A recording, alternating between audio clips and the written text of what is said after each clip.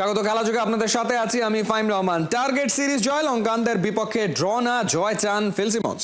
সুস্থ হয়ে একাদশে ফিরেছেন মেহেদী হাসান মিরাজ। সর্বকনিষ্ঠ টেস্ট সেঞ্চুরিয়ান হিসেবে মোহাম্মদ আশরাফুলের রেকর্ড গড়া মাঠে টাইগাররা নতুন ইতিহাস লিখতে চাইছে। তবে সিংহলী স্পোর্টস ক্লাবের ফ্ল্যাট উইকেটে বোলারদের কঠিন পরীক্ষা দিতে হবে। কলম্বো থেকে নাইয়ান বিন জসিমের পাঠানো প্রিভিউ রিপোর্ট।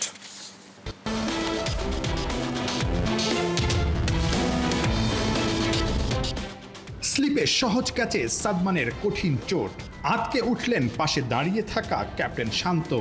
একটাই টেনশন, সাদমান ছিটকে গেলেন না তো। কলম্বো টেস্টের আগের দিন এই ছবিটা কিছুটা হলেও ভাবনায় ফেলতে পারে। নিয়মিত ওপেনার সাদমান ইসলামের ইনজুরি, একে তো এনামুল হক বিজয় ফর্মে নেই, তার উপর সাদমানের এই মাঠ থেকে উঠে যাওয়াটা কিছুটা হলেও কিন্তু আসলে শঙ্কিত করতে পারে। কিন্তু বাংলাদেশ দল পুরোটা সময় প্র্যাকটিস করার পর একদম শেষ দিকে সাদমান ইসলামকে আবার দেখা গেছে ঠিক ব্যালকনিতে এসে হাজির হয়েছেন হাসি মুখে, এবং তাকে দেখে বোঝা গেছে তিনি ফিটফাট আছেন। তাকে দূর থেকে জিজ্ঞেস করেছিলাম যে আসলে সব ঠিকঠাক কিনা, খেলতে পারবেন কিনা, তিনি ইশারায় জানিয়েছেন তিনি খেলছেন। অর্থাৎ বাংলাদেশ দলে আপাতত ইনজুরি কোনো সমস্যা না। ফুল ফিট হয়ে মেহেদী হাসান মিরাজও কিন্তু এই টেস্টে ফিরছেন, যিনি কিনা টেস্টে গত বছরে বাংলাদেশের সেরা পারফর্মার। মিরাজ এখন বিশ্বের দ্বিতীয় সেরা অলরাউন্ডার। ওর অন্তর্ভুক্তি ব্যাটে বলে দলের শক্তি বাড়াবে। মিরাজের যা কাজ তা তো সে করবেই, তবে বাকিদেরও দায়িত্ব নিতে হবে। মিরাজ ফেরার পর কলম্বো টেস্টে কেমন হবে সেরা একাদশ, সেটাই হয়তো হাতের কর গুণে মেলানোর চেষ্টা করছিলেন ক্যাপ্টেন শান্ত। হিসাব মিলাতে একটু বেগ পেতে হয়েছে বলেই মনে হলো। আগের ম্যাচে নাইমের ফাইফার, তাকে রাখতে হচ্ছে মিরাজ ফিরলেও। বাজে ফর্মে বিজয়, তাকে বাদ দিলে ওপেন করতে হবে শান্তকেই। তবে হেড কোচ এখনই বাদের খাতায় ফেলতে নারাজ বিজয়কে। বিজয় টেস্ট ক্রিকেটে মাত্র এসেছে, জিম্বাবুয়ের বিপক্ষে ভালো করেছে। একটি টেস্টে শুধু ভালো করতে পারেনি, এটুক দিয়ে কাউকে বিচার করা ঠিক হবে না। সেও জানে মাত্র দুটি ইনিংস বাজে গেল, আশা করি পরের ইনিংসে ঘুরে দাঁড়াবে। গলে দারুণ বল করেছে নাইম, তাকে একাদশে না রাখাটা কঠিন। ম্যাচের আগের দিন মুশফিক মিরাজের মতো সবাই উইকেটের রহস্য ভেদ করতে ব্যস্ত। ফ্ল্যাট উইকেটে ব্যাটাররা রান পাবেন, শেষ দিকে স্পিনাররাও ঘূর্ণি জাদু দেখাতে পারবেন। তবে উইকেটের রহস্য ছাপিয়ে সিমন্সের কাছে মুখ্য কলম্বো টেস্ট জয়। ম্যাচ জেতা সহজ হবে না, তবে আমরা জয়ের চেষ্টাই করব। গল টেস্টেও একই চেষ্টা করেছি, জয়ের পথটা খুঁজে বের করতে হবে। তবে কলম্বোতে দুই দলকে হারিয়ে জিতে যেতে পারে বৃষ্টি। আবহাওয়ার পূর্বাভাস বলছে বৃষ্টি টেস্টের 5 দিনই রাজত্ব করবে। নাইয়ান বিন জসিম, 71, কলম্বো, শ্রীলঙ্কা। শান্ত কি এবছরের ব্র্যাডম্যান হতে যাচ্ছেন? সিংহলী স্পোর্টস ক্লাবে শান্তর ব্যাট কি আবারও হাসবে? একদিকে ক্যাপ্টেন্সি ছাড়ার গুঞ্জন, অন্যদিকে ব্যাট হাতে দুরন্ত গতিতে ছুটছেন শান্ত। টাইগার কাপ্তান বছরের সেরা টেস্ট ব্যাটসম্যান হবার দৌড়ে এগিয়ে যাবেন যদি ফর্মের ধারাবাহিকতা দ্বিতীয় টেস্টেও ধরে রাখতে পারেন। কলম্বো থেকে নাইয়ান বিন জসিমের পাঠানো রিপোর্ট। অস্ট্রেলিয়ার স্টিভেন স্মিথ কিংবা ইন্ডিয়ার ঋষভ পান্ট, সবাইকে টপকে 2025 সালে বিশ্বের সেরা টেস্ট ব্যাটসম্যান এখন পর্যন্ত বাংলাদেশের ক্যাপ্টেন নাজমুল হোসেন শান্ত। একটু অবাক হচ্ছেন, বাট পরিসংখ্যানটা যদি ঘেটে দেখেন তখন কিন্তু আরও বেশি অবাক হবেন, চোখটা কপালে উঠে যেতে পারে। একটা ইনফো দিচ্ছি, নাজমুল হোসেন শান্ত এই বছর, অর্থাৎ একটা বছরের জন্য হলেও স্যার ডন ব্র্যাডম্যানকে ছাড়িয়ে যেতে পারেন। কিভাবে?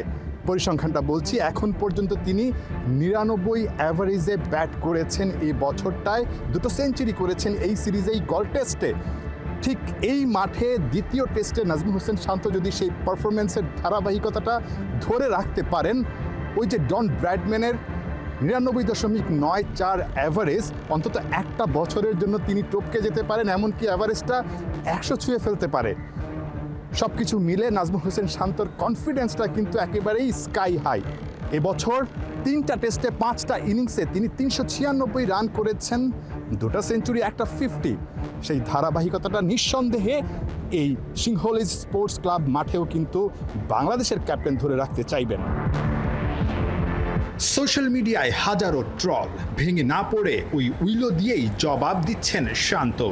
ওটাই তার একমাত্র অস্ত্র।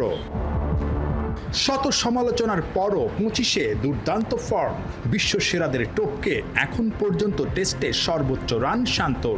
গল টেস্টে ব্যাট করেছেন হাতে ব্যথা নিয়ে, আবারও চোট কলম্বো টেস্টের আগে। তবে ম্যাচের আগের দিন স্লিপে করেছেন ফিল্ডিং। ব্যাট হাতে ফুল কনফিডেন্সে করেছেন নেট প্র্যাকটিস। হেড কোচ স্বস্তি নিয়ে জানালেন শান্ত খেলতে পারবেন ফুল ফিট হয়ে। Chandra is fine. Chandra is fine. Just a little knock on his finger, tape it up and play. So skipper is fine. শুধুমাত্র নিজের পারফরম্যান্স না, নিজের ক্যাপ্টেন্সি ইস্যুতেও কিন্তু অনেক বেশি আলোচনায় শান্ত। শোনা যাচ্ছে এই টেস্টের পরেই নাকি শান্ত ক্যাপ্টেন্সিটা ছেড়ে দিবেন। তেমনটা হলে নিঃসন্দেহে ভালো একটা অবস্থানে থেকেই তিনি ক্যাপ্টেন্সিটা ছাড়তে যাচ্ছেন। এখনও বছরে বাংলাদেশে আরও 2টা টেস্ট বাকি আছে, সেটা আরও 5 মাস পরে আয়ারল্যান্ডের বিপক্ষে। সুতরাং শান্ত চাইলেই কিন্তু এই ক্যাপ্টেন্সি ইস্যুতে আরও কিছুটা সময় ভেবে নিতে পারেন, যেহেতু বেশ লম্বা সময় পর আবারও বাংলাদেশ টেস্ট খেলতে নামবে। শান্ত যদি এই টেস্টে ভালো করতে পারে, এরপর আয়ারল্যান্ডের বিপক্ষে যেই টেস্ট সিরিজটা আছে সেখানেও যদি নিজের পারফরম্যান্সটা দারুণভাবে ধরে রাখতে পারেন, তবে বলাই যায় একটা বছরের জন্য বিশ্বের সব ব্যাটসম্যানদেরকে ছাপিয়ে নাজমুল হোসেন শান্ত সবার সেরা হতে পারেন। নিশ্চয়ই শান্ত ভালো কিছু করবেন এই সিম্ফলিজ স্পোর্টস ক্লাবে। ক্যাপ্টেন্সি ইস্যুতেও নিশ্চয়ই ভালো একটা ডিসিশন নেবেন। নাহিয়ান বিন জাসিম, 71, কলম্বো, শ্রীলঙ্কা। বিপিএল ক্রিকেটে এক সময় ছিল বিশ্বসেরা তারকাদের আনাগোনা, কিন্তু সময়ের সঙ্গে যেন সেই জৌলুস ধীরে ধীরে ম্লান হয়ে যায়। পেশাদার ব্যবস্থাপনার অভাবে সরে যায় স্পন্সররা। তবে নতুন আসরে চমক দিতে চায় বিসিবি। রহমান পেয়ারের রিপোর্ট। বিপিএল যখন শুরু হয় তখন দারুণ আলোড়ন তুলেছিল বিশ্ব ক্রিকেটে।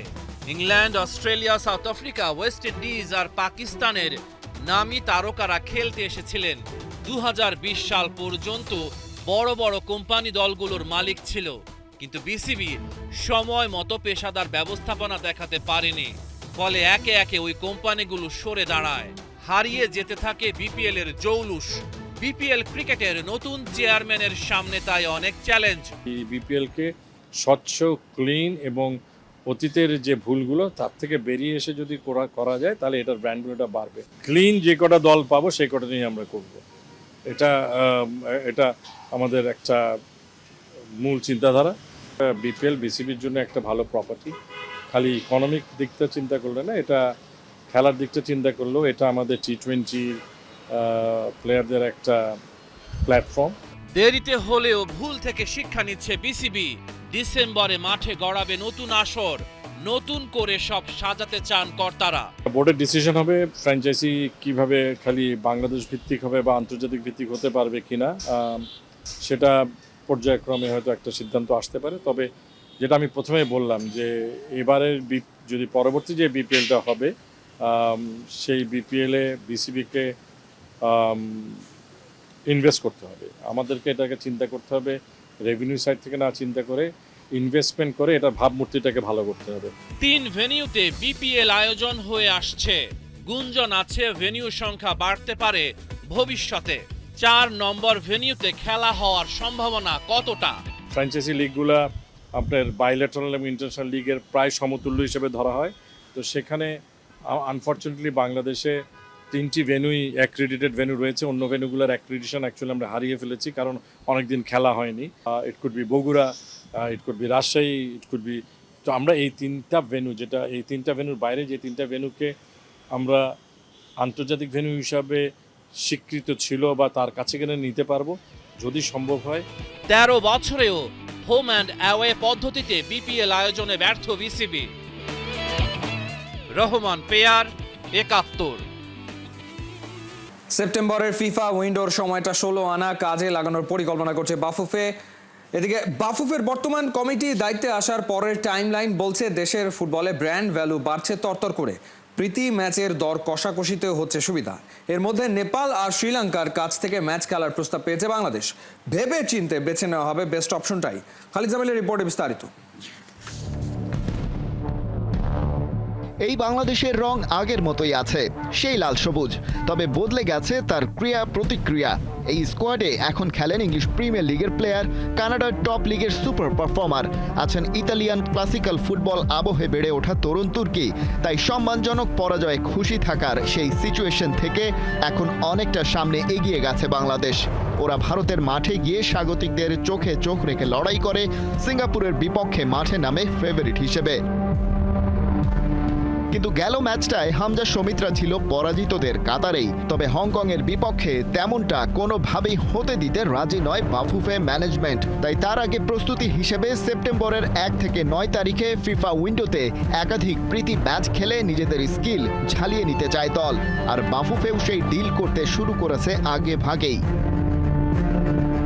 হামজা সমিত্রা আশায় নিজেদের ওজনটা ভালোই বুঝতে পারে ফেডারেশন। তাই সেপ্টেম্বরের উইন্ডোতে এবারে ইউরোপে গিয়ে প্রীতি ম্যাচ খেলার পরিকল্পনা করেছিল বাফুফে। কিন্তু এই সময়ে ইউরোপে পূর্ব নির্ধারিত ব্যস্ততা থাকায় আপাতত তা সম্ভব হচ্ছে না। তবে অক্টোবরে নিজেদের ফ্রি টাইমে খেলার পাল্টা প্রস্তাবও এসেছে কয়েকটা দেশ থেকে। কিন্তু সেই টাইম স্প্যানে এশিয়ান কাপ কোয়ালিফায়ারে হংকংয়ের বিপক্ষে ব্যাক টু ব্যাক ম্যাচ থাকায় ইউরোপ ভ্রমণের পরিকল্পনা এখন বাদই দিয়েছে বাফুফে।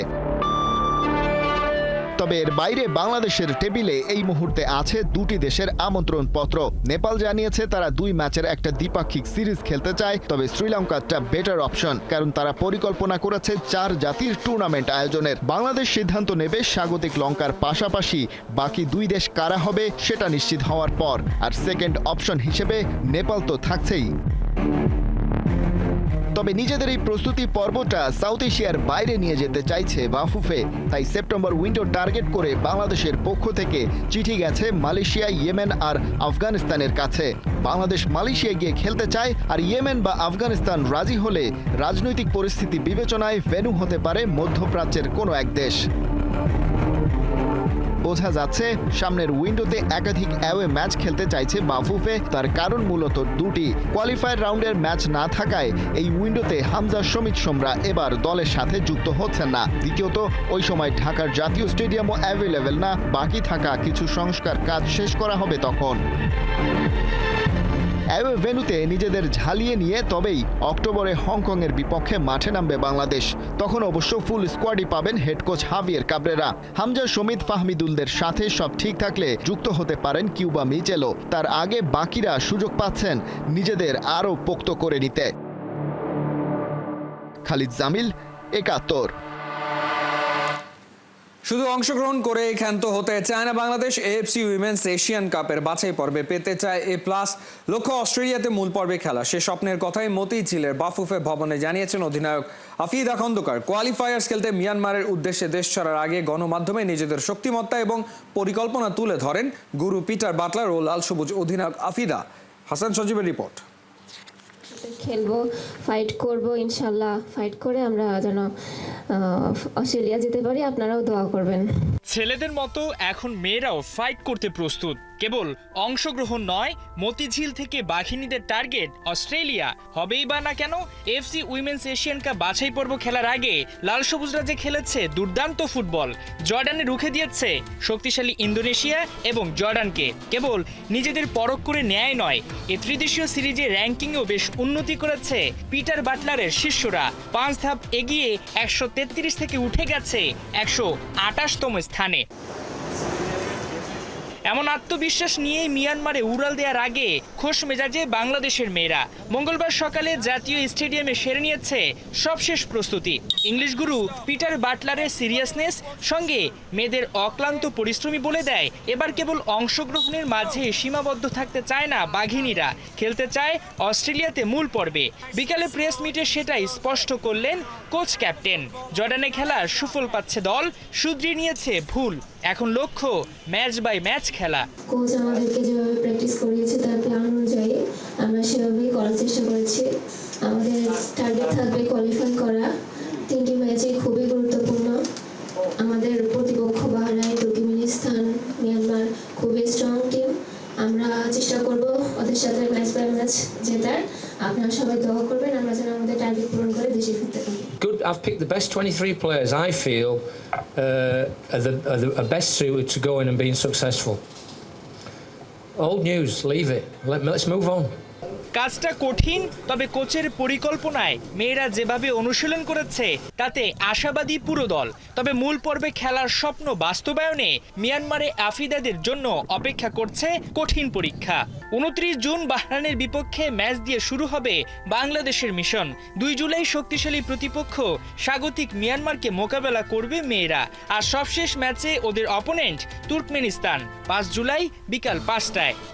হাসান সজীব, 71, ঢাকা। ভক্ত সমর্থকদের জন্মদিনের উপহার দিলেন লিওনেল মেসি। 38-এ পা রাখলেন, একই দিনে দলকে নিয়ে গেলেন ফিফা ক্লাব বিশ্বকাপের নকআউট পর্বে। ব্রাজিলিয়ান জায়ান্ট পালমেইরাসের বিপক্ষে গ্রুপ পর্বের শেষ ম্যাচে 2-2 গোলে ড্র করে টেবিলের 2-এ থেকে পরের রাউন্ডে মেসি বাহিনী। কোহিনুর কণা রিপোর্ট। সে চেষ্টা করছে কিন্তু পারছে না। তার সাথে ঘটে যাচ্ছে একের পর এক ট্র্যাজেডি। চারিদিক থেকে ধেয়ে আসছে রাজ্যের শূন্যতা। তাহলে কি ওরাই ঠিক? বড় স্বপ্ন দেখা সবার কাম্য নয়। মায়াভরা মুখ, চোখে একাকাশ তারা, পায়ে তার অগ্নিস্ফুলিঙ্গ। রোজারিও সেই ছেলেটা দৌড়াচ্ছে অসমাপ্ত চাহিদার পেছনে, এক শূন্যতা থেকে আরেক শূন্যতায়। তা সত্ত্বেও হার মানছে না। আর কেউ না জানুক, সেই ছেলেটা ঠিক জানতেন ইতিহাস লিখতেই তার জন্ম। লাল নীল জার্সিটাকে করেছিলেন সার্বজনীন। আকাশী নীল টি শার্টে সে সয়ে বেরিয়েছে বিশ্ব ব্রহ্মাণ্ডের সব দুঃখ। সে ছেলেটা লিওনেল মেসি। রোজারিওর ধুলোমাখা পথ থেকে যে অধিষ্ঠিত হয়েছেন পৃথিবীর সর্বশ্রেষ্ঠ স্থানে, তিনিই লিও, যার মোহ মায়ায় অবলীলায় কাটিয়ে দেওয়া যায় গোটা জীবন।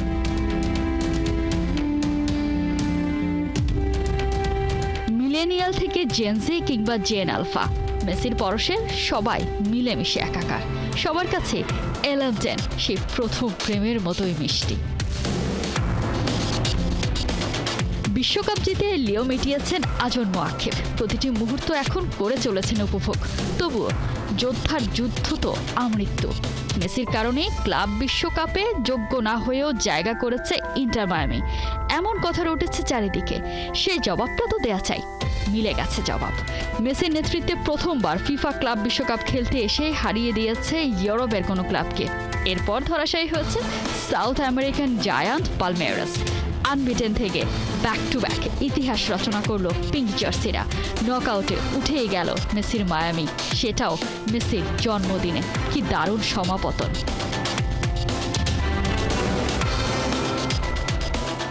টপার হওয়ার মিশনে ম্যাচের শুরু থেকে আক্রমণাত্মক ইন্টার মায়ামি আর পালমেইরাস। তবে গোলের খেলায় বাজিমাত করল MLS এর দলটা। তাদেও আলেন্দের গোলে এগিয়ে যায় মায়ামি। ম্যাচে ফিরতে মরিয়া পালমেইরাস, তবে গোলের দেখা নাই। এরই মধ্যে আবার ফাউল করে বসেন লিওনেল মেসি। কালক্ষেপণ না করে বেরসিক রেফারি জন্মদিনে লিওকে দেখিয়ে ফেললেন হলুদ কার্ড। বিরতির পর চাপ বাড়ায় দুই দল। ম্যাচের 66 মিনিটে লুইস সুয়ারেজের গোলে লিড ডাবল করে মায়ামি। শেষ 16-র খুব কাছে লিও বাহিনী। তবে যে গল্পের নায়ক মেসি, সেই গল্পে টুইস্ট থাকবে না তা কি আর হয়? ম্যাচের 80 মিনিটে গোল খেয়ে বসে মায়ামি। 8 মিনিট বাদে সমতায় ফেরে পালমেইরাস। তবে কি হেরে বসবে মেসি বাহিনী? সব সংখ্যা কাটিয়ে সমান পয়েন্ট নিয়ে গোল ব্যবধানে পিছিয়ে টেবিলের 2-এ থেকে পরের রাউন্ডে মেরেন পিঙ্করা। নকআউট পর্বে মেসির জন্য অপেক্ষা করছে আরও বড় সারপ্রাইজ। শেষ 16-তে মায়ামির প্রতিপক্ষ চ্যাম্পিয়ন্স লিগের বর্তমান চ্যাম্পিয়ন মেসির সাবেক ক্লাব PSG। একেই বলে ডেস্টিনি। কোহিনুর কণা, 71। এ ছিল এই মুহূর্তের খেলাযোগে। সরাসরি সংবাদ অনুষ্ঠান দেখতে চোখ রাখুন 71-এর ফেসবুক পেজ এবং সাবস্ক্রাইব করুন 71-এর ইউটিউব চ্যানেল। 71-এর সাথেই থাকুন।